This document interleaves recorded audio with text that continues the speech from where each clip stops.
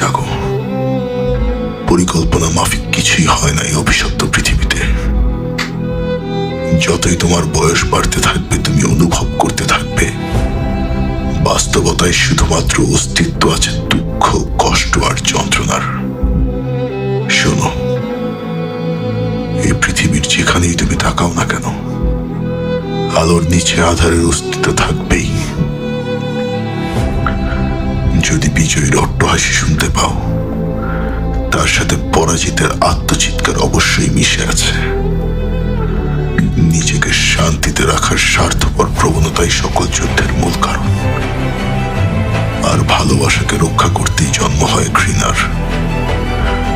আমাদের অনুভূতিগুলোর একের সাথে অপরের আছে অবিচ্ছেদ্য সম্পর্ক, যা আমরা চাইলেও ছিন্ন করতে পারবো না। আমি চাই এই পৃথিবীর ভাগ্য পরিবর্তন করতে।